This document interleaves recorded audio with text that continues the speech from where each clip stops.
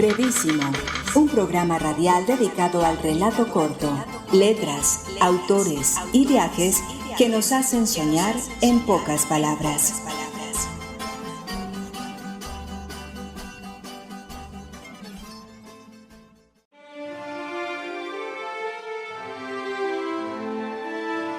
Fragmentos de Oda al Diccionario, de Pablo Neruda. Lomo de buey, pesado cargador, sistemático libro espeso, de joven te ignoré. Me vistió la suficiencia y me creí repleto, y orondo como un melancólico sapo dictaminé. Recibo las palabras directamente del Sinaí bramante. Reduciré las formas a la alquimia. Soy mago.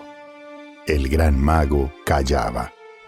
El diccionario, viejo y pesado, con su chaquetón de pellejo gastado, se quedó silencioso sin mostrar sus probetas.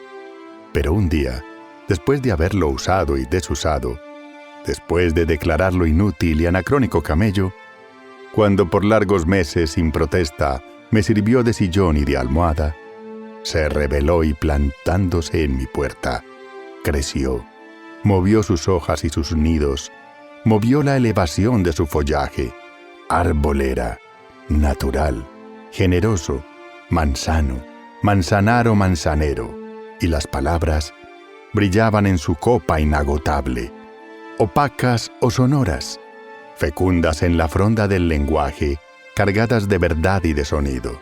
No eres tumba, sepulcro, féretro, túmulo, mausoleo, sino preservación, fuego escondido, plantación de rubíes, perpetuidad viviente de la esencia, granero del idioma. Y es hermoso recoger en tus filas la palabra de estirpe, la severa y olvidada sentencia, hija de España, endurecida como reja de arado, fija en su límite de anticuada herramienta, preservada con su hermosura intacta y su dureza de medalla.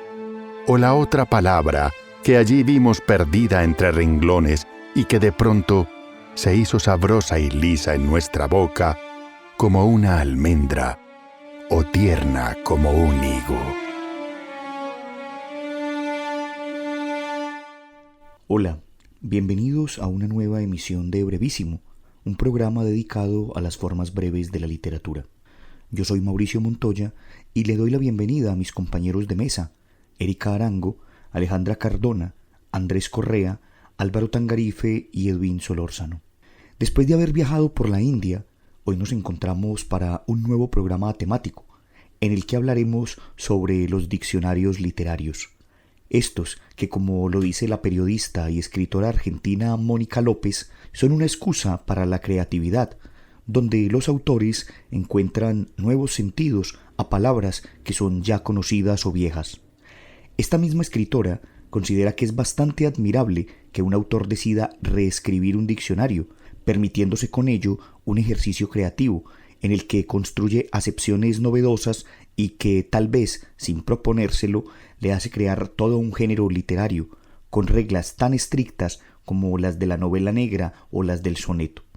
Hay que decir que el diccionario, como lo conocemos corrientemente, como un instrumento para buscar significados, etimologías, acepciones, entre otras cosas, es cada vez menos usado, pero que cuando uno se acerca a él puede sorprenderse, así como lo escuchábamos al inicio del programa cuando nuestro compañero Edwin Solórzano recitaba algunos fragmentos de una oda o alabanza al diccionario que hiciera el escritor y poeta chileno Pablo Neruda.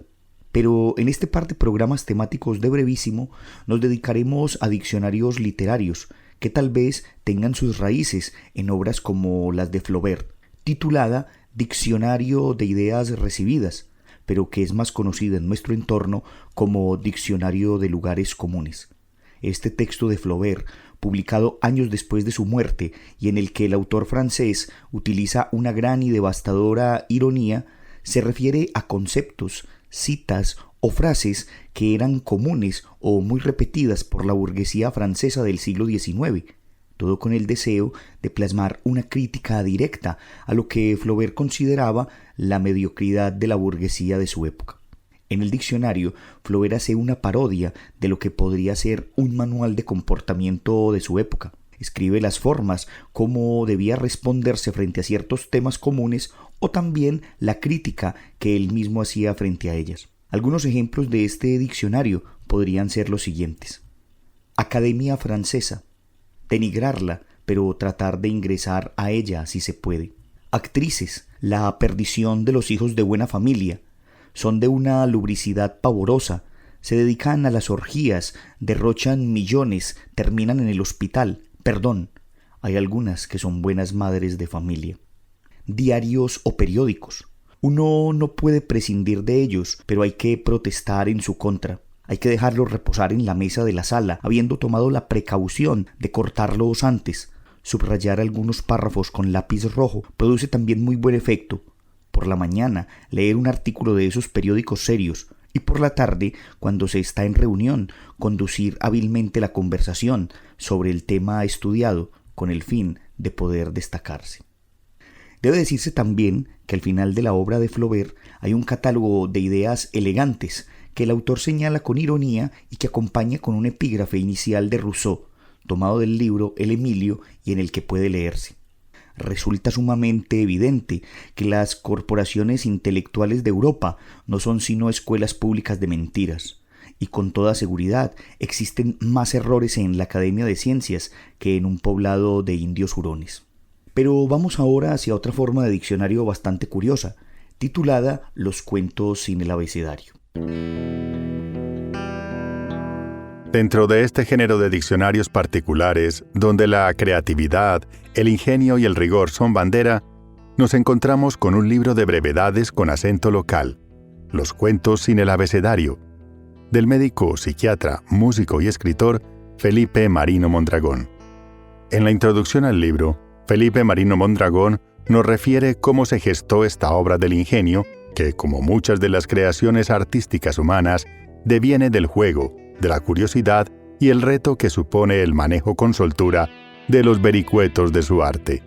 Y aquí aparece un autor compañero de muchos en el disfrute y la creación literaria, Monterroso, y uno de sus cuentos, el cual no nos es revelado por Felipe, pero que le sirvió de acicate para enfrentarse al papel en blanco y escribir un cuento corto evadiendo el uso de la letra A.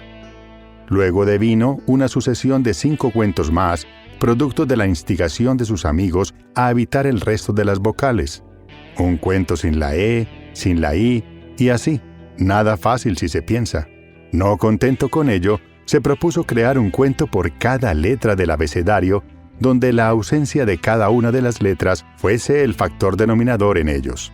Así nos entrega 27 ejercicios creativos que pueden ser leídos en desorden, de los cuales leeremos 3 que esperamos les animen a buscar el resto del abecedario creativo de este escritor. El rigor de que hace gala Felipe Marino Mondragón en Los cuentos sin el abecedario nos lo traslada en su introducción, lanzándonos una petición y un reto. La petición, que solo leamos un cuento sin la Z, sí y solo sí, hemos leído todos los demás. Y el reto en esta pregunta: usted, amigo lector, ¿qué es capaz de hacer?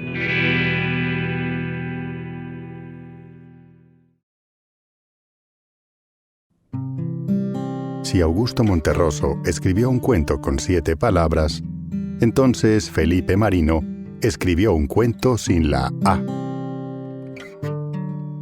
Un cuento sin la A. Me es difícil entenderte, dijo él con un suspiro. Vio entonces sus ojos húmedos, desplegó un trozo de terciopelo de su bolsillo y se los secó tristemente, pero con decisión. No fue el momento debido, se dijo. ¿En serio no lo fue? Pensó. Este y todos los momentos fueron simplemente perfectos. Quiso sentir su piel con los dedos. Quiso comer su cuello mordisco por mordisco y tejer en su pelo un beso infinito. Pero no lo hizo. Solo sonrió. Me es difícil entenderte, sentenció. Pero, por el momento, dijo, por el momento no pienso que quiero entenderte. Yo por el momento solo pienso que quiero quererte.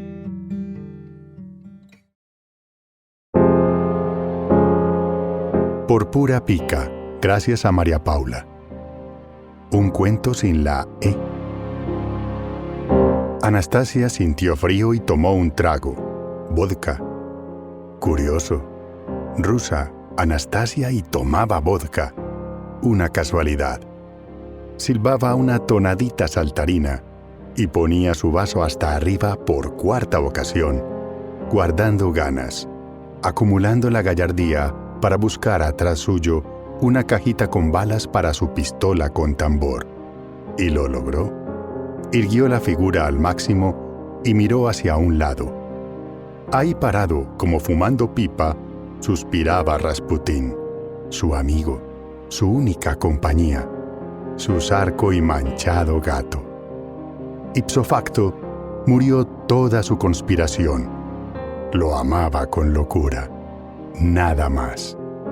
Tranquila, Anastasia volvió a su silla, sintió frío y puso su vaso hasta arriba con vodka por quinta ocasión, luchando por vaciarlo rápido para ir por fin a la cama.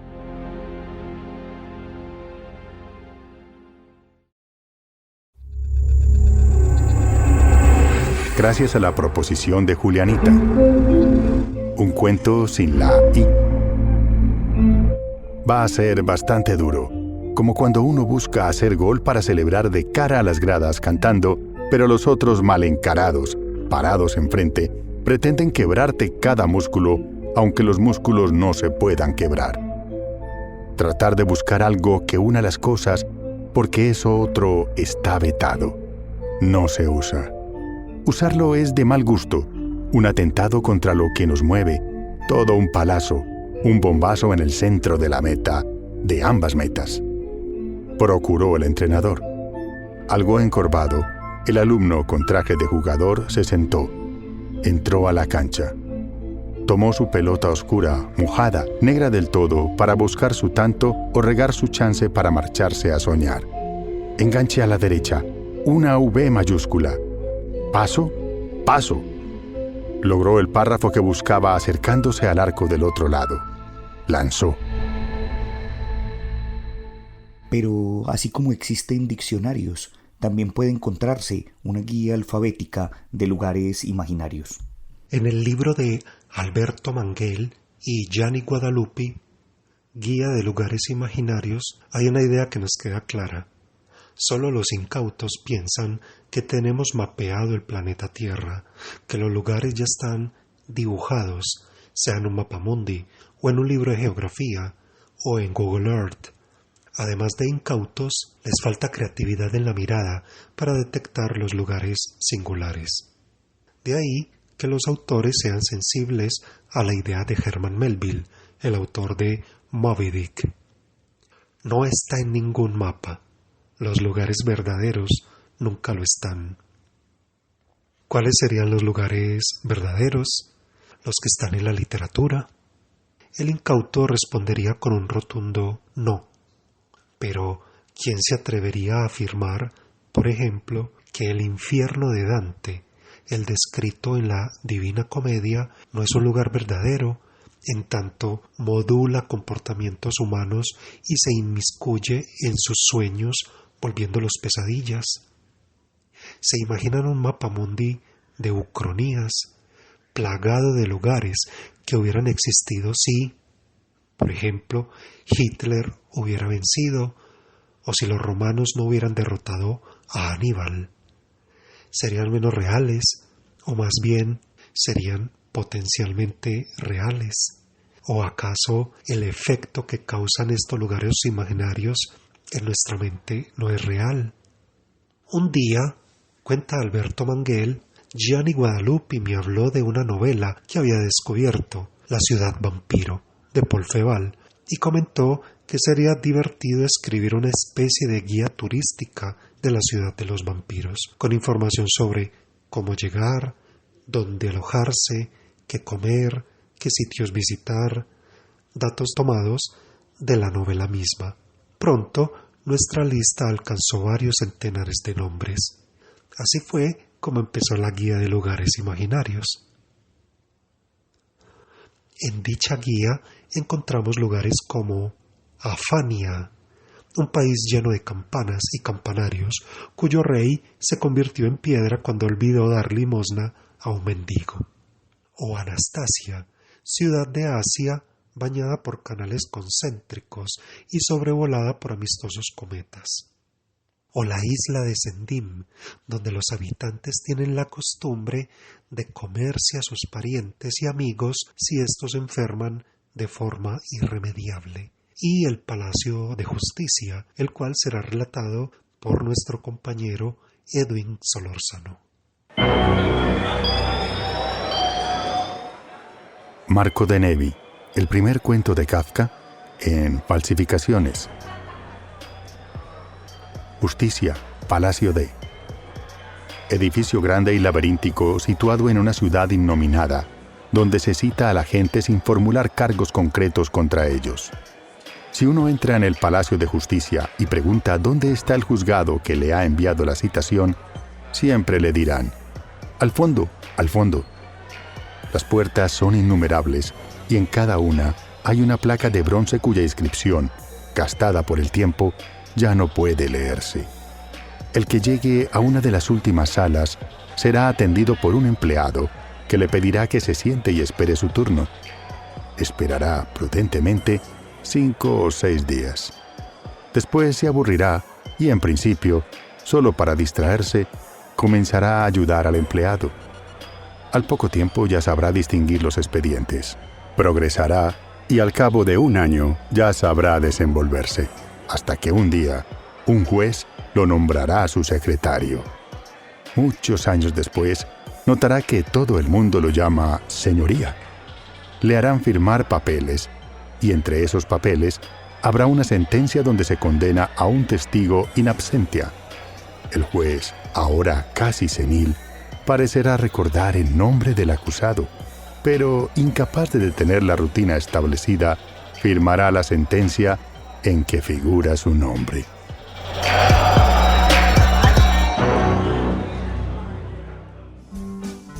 Usted está escuchando Brevísimo, un programa para gente de pocas palabras. Otro modelo de este tipo de texto es el titulado Biografía de las Palabras, del sacerdote bogotano Efraín Gaitán Orjuela, un trabajo en el que, como su nombre lo indica, se cuenta la biografía o la historia de vida de las palabras, pues cada una de ellas tiene una historia no solo etimológica, sino también de los contextos en los que se desarrolla. De este libro diría el padre Félix Restrepo: al abrir las páginas de este libro, el lector asistirá al espectáculo maravilloso del despertar a la vida, aciago para unas, placentero y próspero para otras, de gran número de palabras castellanas que, al igual que ciertos hombres famosos o tristemente célebres, han merecido los honores de la biografía. No es un tratado de lingüística, ni un diccionario, sino una obra de gustosa y curiosa erudición, escrita con lujo de detalles reveladores de profundos secretos idiomáticos, que ayudarán a un conocimiento más amplio y rico del castellano. La anécdota, la leyenda, el trozo de historia de cada palabra biografiada han dado al libro un interés siempre creciente, de forma que, una vez comenzado, no se nos cae de las manos, pero el valor intrínseco y verdadero del trabajo reside en el material semántico entreverado. La semasiología, como prefería decir Cuervo, es algo imprescindible al tratar de la vida de las palabras, por cuanto ella es la que explica el cómo, el cuándo y el porqué del desarrollo o decadencia de una lengua. Escuchemos ahora la biografía de 2 palabras incluidas en este texto. Biografía de las palabras, de Efraín Gaitán Orjuela. A. Abracadabra. Abracadabra es una palabra cabalística a la cual se atribuía la propiedad de curar todas las enfermedades. Su origen etimológico así lo declara. Viene del griego abraxas, que quiere decir omnipotente, y del hebreo dabar, palabra, es decir, palabra omnipotente. Las letras de este vocablo dispuestas en triángulo podrían leerse en todos los sentidos. Durante siglos se atribuyó a esta palabra de 5 AES, poderes mágicos. La tabla donde estuviera escrita servía de talismán. Hoy se usa en español y otras lenguas para indicar una cosa insoluble, indescifrable, muy complicada.